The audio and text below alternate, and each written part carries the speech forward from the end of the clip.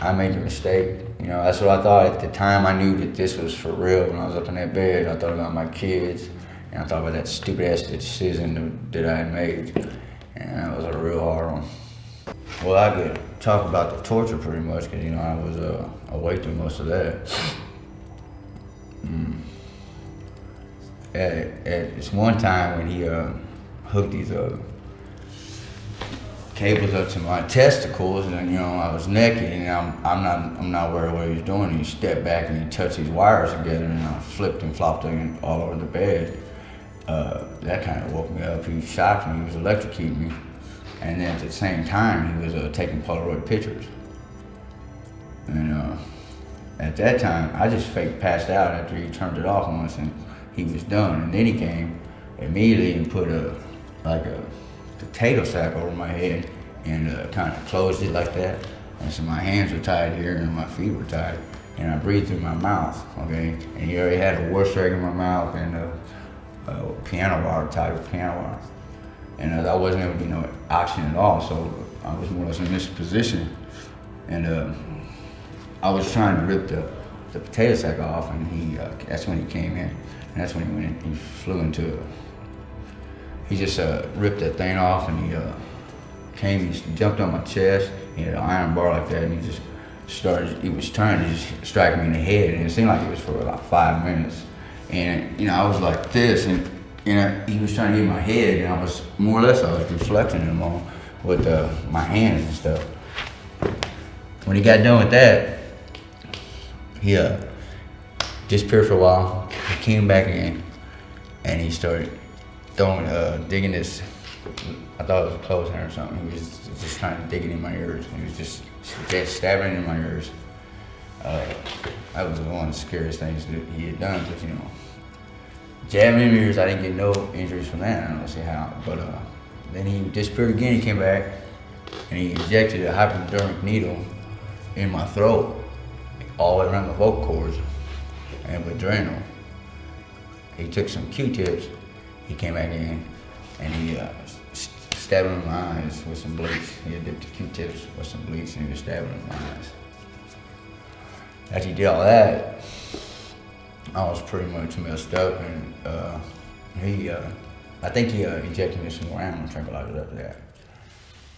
And during the next couple of days, I was sick. I was like getting pneumonia was setting in. This is what he told me. I just knew I was dying, you know. He said he wanted me to put me in a cold bath so I could break the fever and all this crap. He was injecting me with penicillin in my legs to make sure, I think he was trying to keep me alive for a while at that point.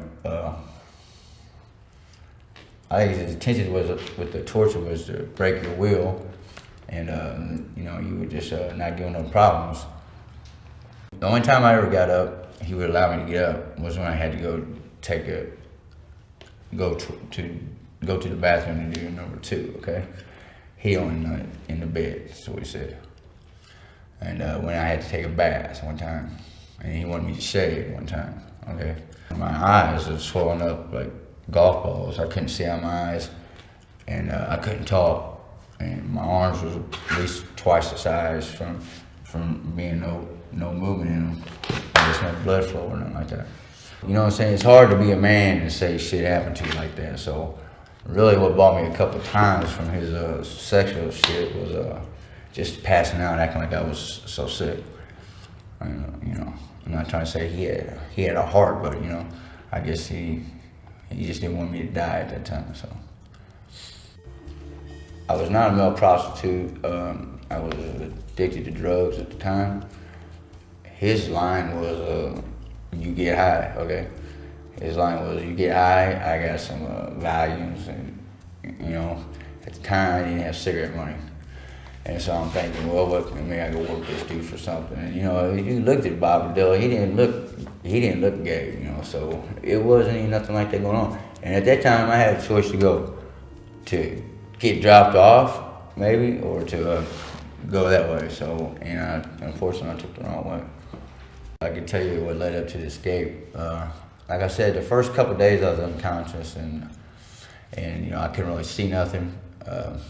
I didn't really know if my eyesight was coming back, what was going to happen, If my arms, I couldn't move my arms, it was totally numb. And, you know, I just didn't know what this dude had up his sleeve, you know. But I did know at this time that he was not planning on letting me go. I don't go to church every Sunday, but I believe in God, and I did call on him. You know, I don't really take no credit for anything because I kind of more or less put things in his hands. He had my hands tied to where if I tried to move around, they would tighten. You know, and then when he got back, if there was real restriction, you know, marks on your hand, he knew you'd been trying to get away. And plus another thing, he would turn the TV up so loud, and he would go out of the room.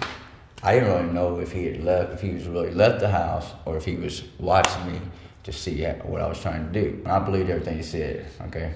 He told me he had killed before and he would again, okay? On the fourth day, as my hands was numb and I was thinking I couldn't do nothing with them, I asked him if he ever tied anybody's hands any differently. I said, if you can tie my hands and feel sure that I can't get away, could you tie them anywhere? He goes, and he did, and he tied them took them down from here and tied them here. You know, I always waited like 2 or 3 hours after he was gone, what I thought was 2 or 3 hours to try to do anything. I tried playing with the knots, man. I was moving the knots, and I got them off. I knew that I could get them off, okay? But it wasn't the time. I didn't know. So I was going to do it. At that point, on the fourth day, I had planned for the fifth day I was going to do it, okay?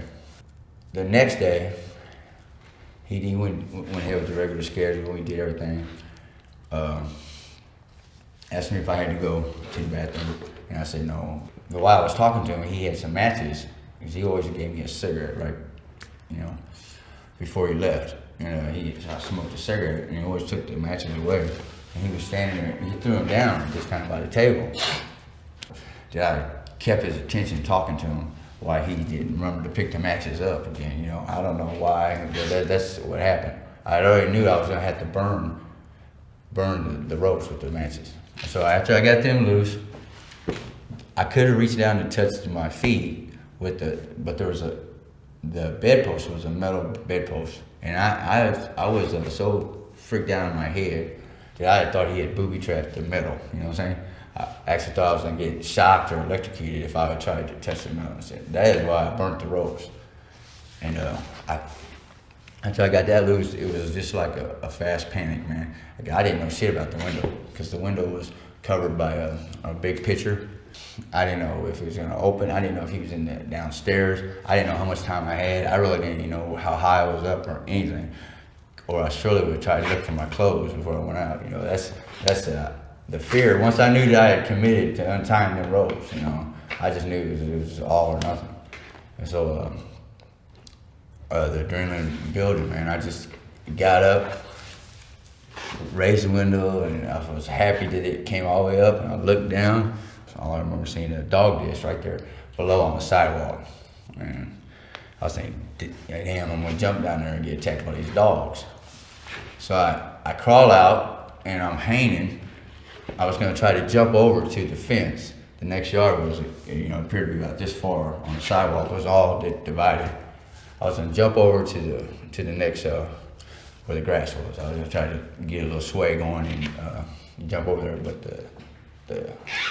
the ledge broke, and I fell straight down. I hurt my leg a little bit, but that was nothing. I dove over the fence, and I wasn't thinking about being naked or nothing. I just wanted to, I was out of there, so.